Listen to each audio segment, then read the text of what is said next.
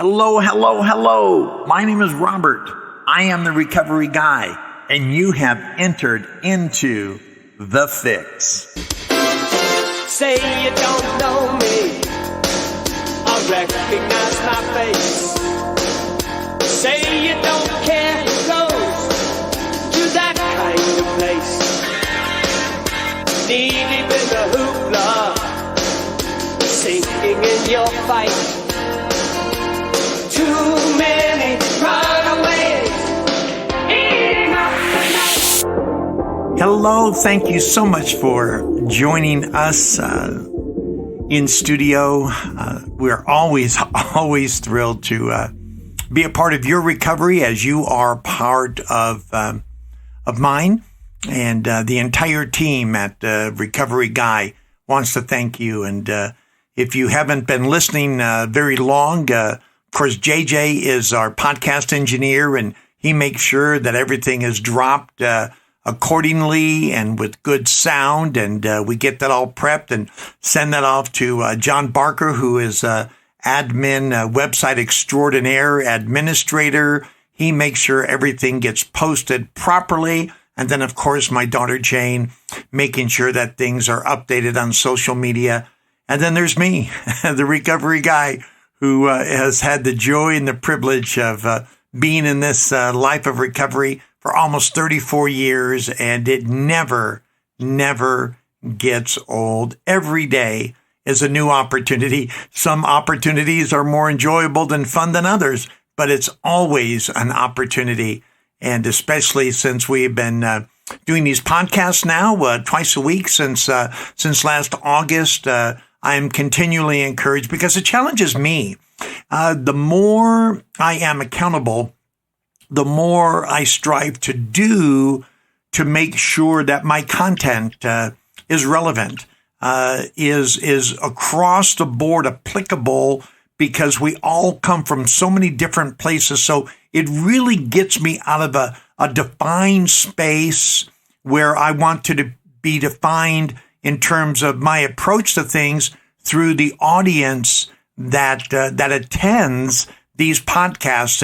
And you come from so many different backgrounds and so many different walks of life and so many different needs to become well and to become from broken to whole, as we say here at this recovery movement, that it encourages me to expand my mind and my thinking and my approach to my recovery, because I know how we affect each other subsequently as we share our experience, strength, and hope with you. And today is no different. Today's topic podcast is called Finding Your Way. Finding your way might be the most important thing we do after we decide to stop the behavior, the destructive behavior that is bringing us such a negative response in life. Finding your way. How we find our way and what we do along the way will determine really the quality and certainly the quantity of our sobriety and our recovery. So I had a friend of mine named John. And John, in the evangelical realm, he would say, Robert, I have to get them lost before I can help them get saved. Isn't that an interesting perspective? A person has to realize their depravity before we come to the realization that we are bankrupt, before we would be willing to do the things. That's why in all forms of recovery, secular, 12-step, Buddhist, transcendental meditation, Baha'i faith, Christianity, Judaism, you name it, with Muslims, everyone needs to understand where they're at without the source of hope that the particular religion or approach to wellness promotes. So that's why in step 1, going back to a 12-step format, we have to understand how powerless we were over that substance and how unmanageable our life had become. Because if we don't, then why would we do the remaining 11 steps that are required for recovery? Or at least the next 9, because when we get to step 10, we are recovered from a seemingly hopeless state of mind and body. And according to the plan of recovery in AA, NA, and so on, then steps 10, 11, and 12 are essentially maintenance steps that we do every day to help ensure that we stay recovered. So you and I need to feel we have gotten off path or got lost before we would ever need to find our way. Because who would think that would need to find their way if they were on their way, right? So what does it mean to be lost? Because again, if I'm not lost, why would I need to find my way? If I went to you and said, hey, I think I want to help you find your way, or you need to find your way, you're going to look at me and say, well, why? I'm not lost. Why? My life is fine. Why are you coming to me and sharing with me, obviously, something that you need for you? Why are you putting this on me? Why is there this transference going on between what's happened in your life and you're wanting me to own something that you obviously, right? You can see where that conversation would go. But if I observe you, or you come to me and say, I think I'm lost, or I notice some things and I say, hey, friend, I've noticed these things in your life and you seem to be off your path. I think you need to find your way. And at that point, you can agree or disagree. And hopefully, if it is true, you would agree. So you can then find your way and get to that life that you would like to live, that would elude so many of us while we're out there doing what we do to get us in the condition that we would need recovery in the first place. So being lost is having gone astray or missed the way, according to dictionary.com. Having gone astray or missed the way, bewildered as to place or direction. Wow. Does that describe you as good as it did me? My goodness, that's straight out of my story. I had gone astray. I'd been astray for a long time. And I was certainly missed the way. I missed the way. I couldn't get back on. We try to get back on along the way, but we keep missing the way. Well, I was missing the way because I was drunk. I was high. I was involved in other negative behaviors, which were as a direct result of that drinking and using. There was no way I could get back onto the path because I was operating as a person without sight. I was bewildered as to my place and my direction. That's why step 1 in understanding how powerless and my life had become unmanageable, how easy that was for me, especially after I relapsed after 71 days. I thought I had it together. I thought I had enough physical sobriety that I could sort of treat, you've heard me share this before, the plan of recovery like you would a buffet, right? Where you go to Sizzler or another buffet and you're picking and choosing what you want and what you think is good for you. And of course, I'm going to ignore the things that might not taste that good, but what are best for me, right? So that's how my plan of recovery went for my first 71 days. And then when I came back and I realized that even that option was taken from me, I knew how lost I was. So then I needed to find, right? I love what it says in the 12 steps. Give freely of what you find and join us. We shall be with you in the fellowship of the Spirit, and you will surely meet some of us as you trudge the road to happy destiny. To give freely of what you find. Well, finding means to locate. attain, or I love this, obtain by search or effort. Wow. By search or effort.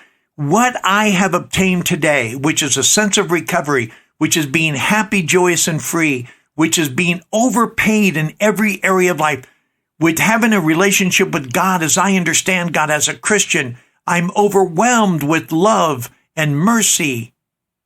I have obtained a marriage that is vibrant and alive, and relationships with my children, and a good reputation in the community, and a valued employee, and someone who goes to bed at night and feels good about who they are and what they've done, and excited about the next day if I'm granted another day. These are things that I've obtained by searching and my effort, and I wouldn't trade it for anything. How are you in that area? Have you ever been lost, or are you lost now? I have so many wonderful friends who were lost and they're finding their way. I have a friend of mine who just celebrated 30 days of recovery. I have another friend who just celebrated 91 days yesterday. Another friend who just celebrated 67 days yesterday.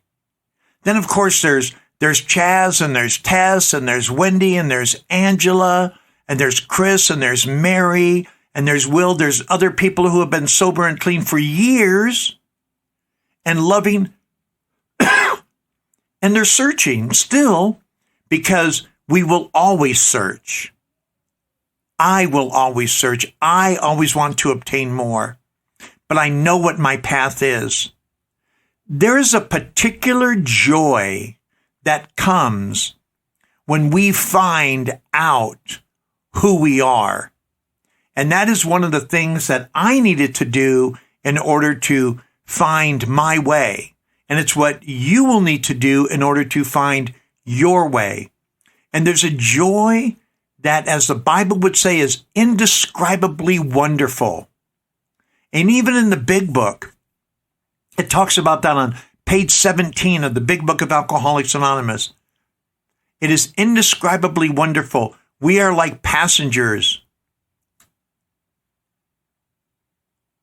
on this ship when joy in escape from disaster.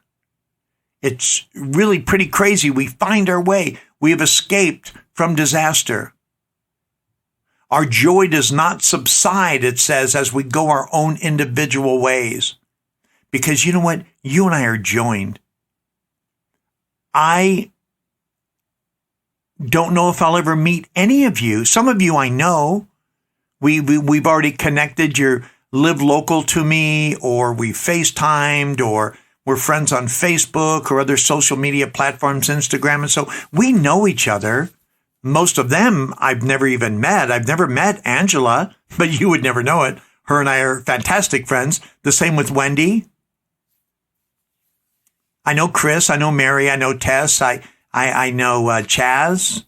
But for most of you, I know Sarah. But for the most of you, I don't know, and I'll never meet you. But we are joined, aren't we? We are joined in this agreement of recovery. We have, or we are finding our way. One of the most exciting things about finding my way was realizing that I wasn't what I did. You with me? I'm not denying what I did. I just wasn't that person. That's not who I was.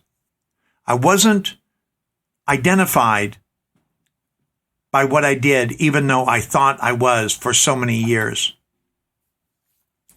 We did what we did because of who we thought we were, not who I was, who I thought I was. We lost our way, which means now I need to find my way. And if you've lost your way, guess what you need to do if you haven't already?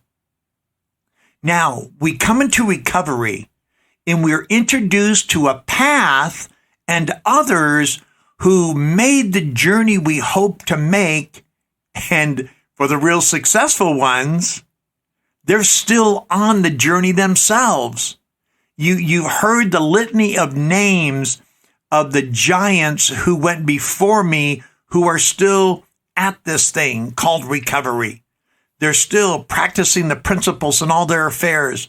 My dear friend Jack, who was my sponsor for 32 of almost 34 years of personal recovery. And Jack died of cancer, clean and sober, with 44 years of personal recovery.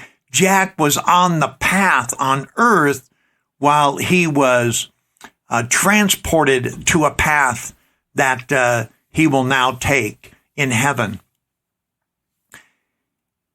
Have you ever seen the movie Hook with Robin Williams?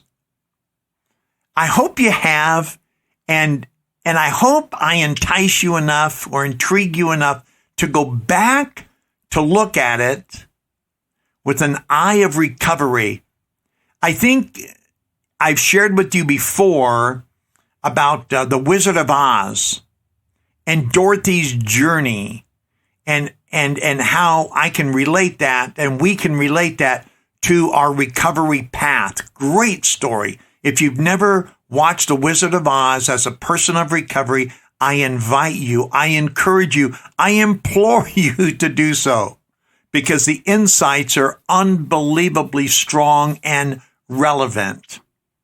So the movie Hook, God rest his soul, Robin Williams, one of the greatest comedic and really serious dramatic actors of all times. Robin had a way of taking his comedic genius and forming it into a drama that was very believable and engaging. And it's on full display in Hook. Well, if you know the story, Robin Williams plays the role of Peter Banning, who is this very stuffy, serious adult who needed to recall who he was and find his way back to his purpose in life. Do you remember that? And again, if you haven't seen it, go watch it with this in mind. Again, he had become stuffy. He had become stale. He had lost his way. He had forgotten who he was. And if we don't know who we are, how can we know what our way is? Because we are to be the person of our way. We, again, have to be in alignment. We have to be who we are supposed to be while we are doing what we are supposed to be doing simultaneously. We know Peter was lost in the movie because when confronted with who he was, he denied it to the point of risking his own life. Really interesting. Remember that with you and me in recovery? We were so lost. When people tried to tell us what they were seeing us do and become wasn't who we were, we denied it and we sank deeper and deeper in our addiction, and we almost lost our life. Many of us, many did lose their life. We all know people who along the way didn't make it. They denied the reality of who they were to the point of death, and how sad and tragic that is. It is a form of suicide. Death by addiction is a form of suicide. It's not as immediate as pulling the trigger or taking the pills or other ways that people kill themselves by, but we're still killing ourselves. We are still taking our own life. There's a part in the movie when Peter goes back to Neverland because he wants to save his children. And because Hook has taken them, right? So he goes back to Neverland, and Tinkerbell has 3 days to prepare him for the fight of his lifetime with Captain James Hook. Remember? He's got this fight played by Dustin Hoffman. Incredible role that Dustin plays. But he goes back to Neverland. He needs to fight Captain Hook. Tinkerbell needs to prepare him, and he's got 3 days to be prepared. And he goes back to Neverland, and he encounters the Lost Boys. Anyway, Peter doesn't believe he is Peter Pan. People are telling him, you are Peter Pan. He doesn't believe he's Peter Pan any more than any of the Lost Boys do, especially this character named Rufio, who's kind of like the head of the Lost Boys.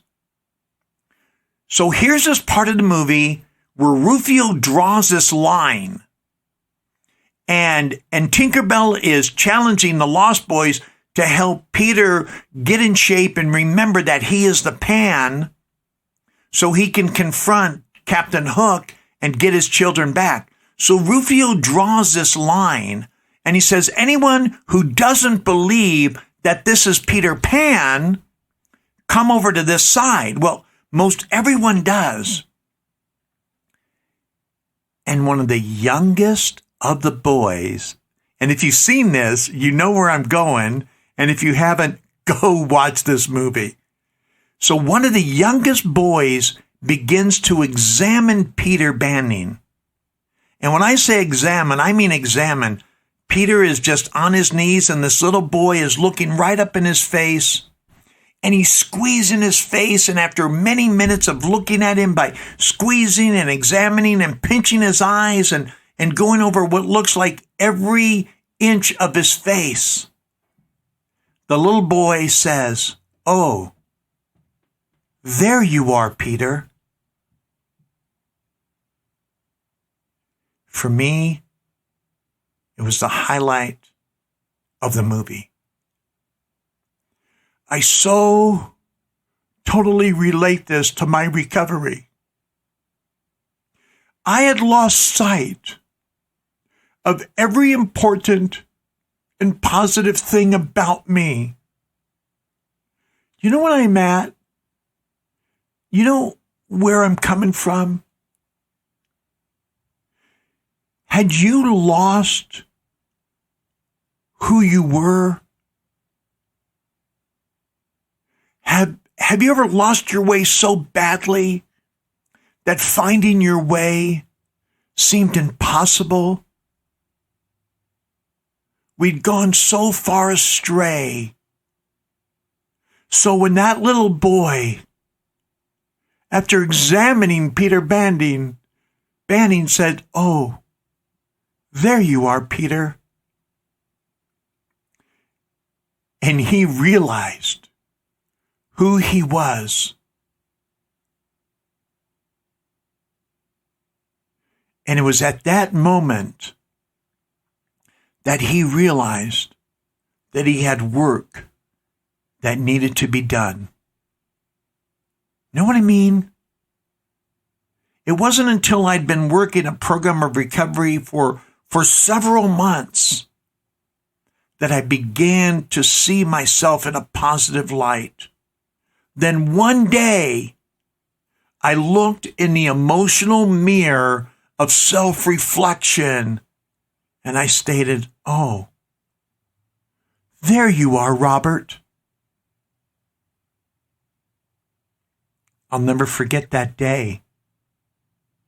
What it did for me. How I went from that afraid person wondering if I could ever find my way to be secured that the way I was on was the right way. How about you? How about you? Have you discovered who you are? Have you ever looked in that emotional mirror of self-reflection and said, oh, there you are, Kayla. Oh, there you are, Peter. Oh, there you are, Aaron. Oh, there you are, Wendy, Angela, Tess, Chaz, Susie. Name the name. Make it yours. The emotional mirror of self-reflection requires us to decide who we are for us to find our way. Have you found your way? Have you been to that place where you even realized that you were lost, that you needed to be found? Because if you don't think you're lost and you think your way is right, then really you have nothing to find.